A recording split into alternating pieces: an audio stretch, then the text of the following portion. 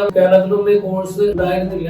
ഞാൻ 30 വർഷത്തോളം NDT ഫീൽഡിലാണ് work ചെയ്തിരുന്നത്. ന്യൂക്ലിയർ പവർ കോർപ്പറേഷൻ അണ്ടറിലായിരുന്നു വർക്ക് ചെയ്തിരുന്നത്. ഒരു ജർമ്മൻ കമ്പനിക്ക് വേണ്ടിയിട്ട് അവര് എന്നെ പല രാജ്യങ്ങളിലേക്ക് അയക്കുകയായിരുന്നു. മെക്കാനിക്കൽ എഞ്ചിനീയേഴ്സിന് വളരെ സിമ്പിൾ ആയിട്ട് പഠിക്കാൻ പറ്റിയതും നമ്മുടെ ടെക്നിക്കൽ ആയിട്ടുള്ള പാരാമീറ്റേഴ്സ് ഇതിൽ NDTയിൽ ഉൾപ്പെടുത്തിക്കൊണ്ട് അവർക്ക് പെട്ടെന്ന് പഠിക്കാവുന്നതാണ്.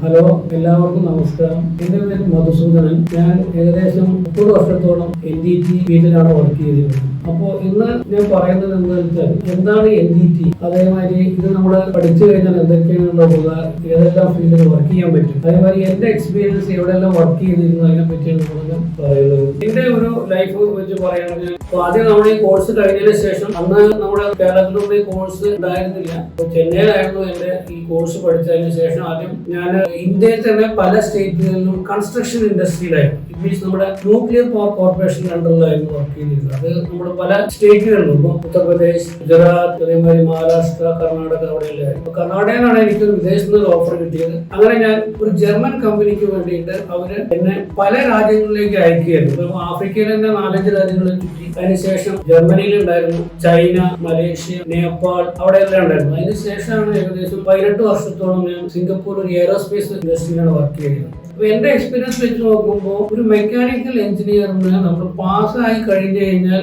നമ്മുടെ ജോബ് കിട്ടണം. ഒരു ക്വാളിറ്റി കൺട്രോൾ വർക്ക് ചെയ്യണമെങ്കിൽ നമുക്ക് ഇമ്പോർട്ടന്റ് ആയ ഒരു സർട്ടിഫിക്കേഷൻ കോഴ്സാണ് ഈ NDT.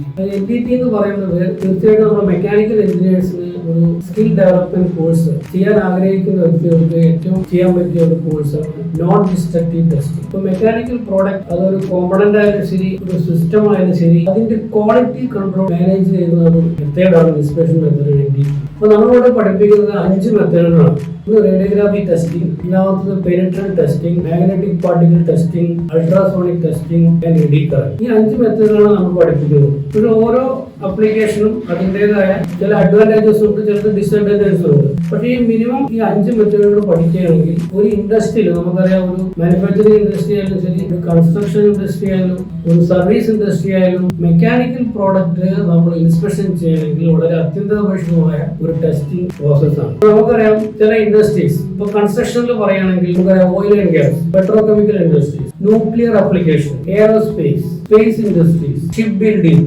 റിഫൈനറി, ഇവിടെ എല്ലാം വളരെ അത്യന്താപേക്ഷിതമായ ഒരു പ്രോസസ്സാണ് നമ്മുടെ NDT, നോൺ ഡിസ്ട്രക്റ്റീവ് ടെസ്റ്റിംഗ്.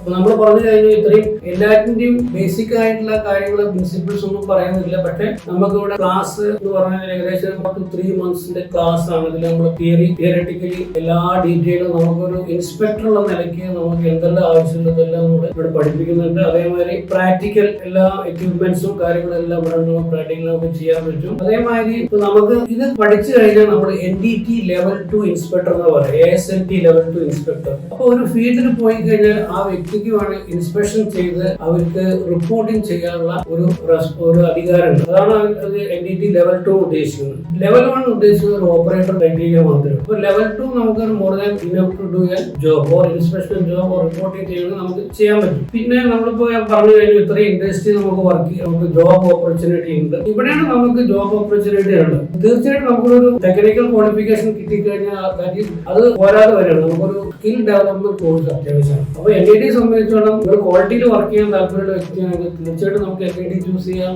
അപ്പോൾ വളരെ സിമ്പിൾ ആയിട്ടുള്ള ചില ഇൻസ്പെക്ഷൻ മെത്തേഡ്സ് ആണ്. ഹാർഡ്ലി 3 മന്ത്സ് എടുക്കുള്ളൂ. അതേമാതിരി പ്രാക്ടിക്കലി നമ്മൾ ചെയ്യുന്ന പൈപ്പ് ആയാലും ശരി, പ്ലേറ്റ് ആയാലും ശരി, നമ്മളൊരു പൈപ്പിംഗ് ഇൻഡസ്ട്രി പോകണമെങ്കിൽ അവിടെ നമ്മൾ എങ്ങനെ ചെയ്യുന്നു അതേമാതിരി പ്രാക്ടിക്കലി നമ്മളോട് കാണിച്ചു കൊടുക്കണം. നമുക്കിവിടെ അൾട്രാസോണിക് എക്യുപ്മെന്റ് ഉണ്ട്, മാഗ്നറ്റിക് എക്യുപ്മെന്റ് ഉണ്ട്, അതുപോലെ റേഡിയോഗ്രാഫി ഫിലിംസ് എങ്ങനെ നമ്മൾ ഡിഫക്റ്റ് എങ്ങനെ കാണാം, ഇതെല്ലാം നമ്മൾ പറഞ്ഞിട്ടുണ്ട്. അതേമാതിരി 3 മാസത്തോളം നമ്മുടെ തിയറി, അതിനുശേഷം നമ്മൾ പ്രാക്ടിക്കല്. അപ്പോൾ നമ്മൾ മെക്കാനിക്കൽ എഞ്ചിനീയറിംഗ് കഴിഞ്ഞവർക്ക് നമുക്ക് ഓരോരു ടെക്നിക്കൽ ബോർഡ് ഓഫ് ടെക്നിക്കൽ എഡ്യൂക്കേഷന്റെ ഒരു സർട്ടിഫിക്കേഷൻ മാത്രം ഉണ്ടായി കഴിഞ്ഞാൽ ഇന്നത്തെ കാലത്ത് ജോലി കിട്ടാൻ വളരെ പ്രയാസമാണ്. അപ്പോൾ നമുക്ക് എന്തെങ്കിലും സ്കിൽ ഉണ്ടെങ്കിൽ തീർച്ചയായിട്ടും നമുക്ക് ആ സ്കിൽ കോഴ്സ്, ഇത് ASNT means it is valued for all over the world ആണ്. മീൻസ് ASNT ഫുൾ ഫോം എന്താ? American society for non destructive testing ആണ്. അപ്പൊ ഈ സർട്ടിഫിക്കറ്റ് ലെവൽ 2 സർട്ടിഫിക്കറ്റ് ഉണ്ടെങ്കിൽ ആ വ്യക്തിക്ക് ഓപ്പറേഷനും ചെയ്യാം, ഇൻസ്പെക്ഷനും ചെയ്യാം. അപ്പൊ ഏത് ഇൻഡസ്ട്രി ആയാലും ശരി, ഇപ്പോൾ കോമ്പണന്റ് മാനുഫാക്ചറിംഗ് ആയാലും ശരി, ഒരു സർവീസ് ഇൻഡസ്ട്രി ആയാലും ശരി, അതല്ല ഒരു കൺസ്ട്രക്ഷൻ ഇൻഡസ്ട്രി ആയാലും ശരി, എല്ലാ ഇൻഡസ്ട്രിയും നമുക്കത് ആവശ്യമാണ്. കാരണം അതിന്റെ അപ്ലിക്കേഷൻ അനുസരിച്ച് ഇപ്പൊ സിവിയാരിറ്റി അനുസരിച്ച് ഇപ്പൊ ന്യൂക്ലിയറിലെ സിവിയാരിറ്റി ആയിരിക്കില്ല ചിലപ്പോൾ നമ്മോ പെട്രോ കെമിക്കലില് അത്രയും സിവിയാരിറ്റി, ചിലപ്പോ എയറോസ്പേസിലെ സിവിയാരിറ്റി കുറച്ചും കൂടി ഇൻജന്റ് ആയിരിക്കും. അപ്പൊ അത് ഡിപ്പെൻഡ്സ്, അതനുസരിച്ച് നമ്മുടെ ഈ മെത്തേഡിന്റെ കുറച്ച് മാറ്റം വരും. മീൻസ് നമ്മൾ ഈ 5 മെത്തേഡിൽ ഏത് മെത്തേഡാണ് നമ്മൾ അവിടെ അഡോപ്റ്റ് ചെയ്യാൻ പോകുന്നത് അതിനെ ഡിപ്പെൻഡ് ആയിരിക്കും നമ്മുടെ അപ്ലിക്കേഷൻ ഉണ്ടാവും. അപ്പോ നമ്മുടെ എനിക്ക് ഇതേ പറയാനുള്ളൂ, മെക്കാനിക്കൽ എഞ്ചിനീയേഴ്സിന് ഏറ്റവും വളരെ സിമ്പിൾ ആയിട്ട് പഠിക്കാൻ പറ്റിയതും അവര് ടെക്നിക്കലി ആൾറെഡി ക്വാളിഫൈഡ് ആയ വ്യക്തിയായതുകൊണ്ടും നമ്മുടെ ടെക്നിക്കൽ ആയിട്ടുള്ള പാരാമീറ്റേഴ്സ് ഇതിൽ NDT ഉൾപ്പെടുത്തിക്കൊണ്ട് അവർക്ക് പെട്ടെന്ന് കാര്യങ്ങൾ മനസ്സിലാക്കാനും പറ്റും. വളരെ സിമ്പിൾ ആയിട്ടുള്ള ഇൻസ്പെക്ഷൻ മെത്തേഡ്സുകളാണ്. പ്രാക്ടിക്കൽ ആണെങ്കിൽ നമുക്ക് വളരെ സിമ്പിൾ ആയിട്ട് പഠിക്കാവുന്നതാണ്. അപ്പൊ ഞാൻ എല്ലാവരും അഡ്വൈസ് ചെയ്യണം, മെക്കാനിക്കൽ എഞ്ചിനീയേഴ്സിന് ഒരു അഡീഷണൽ കോഴ്സ് ഉണ്ടെങ്കിൽ മാത്രം ഇന്നത്തെ കാലത്ത് നമുക്ക് ഒരു ഇൻഡസ്ട്രിയിൽ കയറി ചെല്ലാൻ പറ്റും. നമുക്കൊരു സ്കിൽ ഡെവലപ്മെന്റ് കോഴ്സ് ഇല്ലാതെ ഇന്നത്തെ കാലത്ത് നമുക്കൊരു ടെക്നിക്കൽ സർട്ടിഫിക്കറ്റ് ഉണ്ടായിട്ട് നടക്കില്ല. അപ്പൊ നമുക്കൊരു സ്കിൽ കോഴ്സ് ആവശ്യമാണ്. എല്ലാവർക്കും മെക്കാനിക്കൽ എഞ്ചിനീയേഴ്സിന് ഇതൊരു അഡീഷണൽ കോഴ്സായിട്ട് ചൂസ് ചെയ്യാവുന്നതാണ്. Okay, thank you.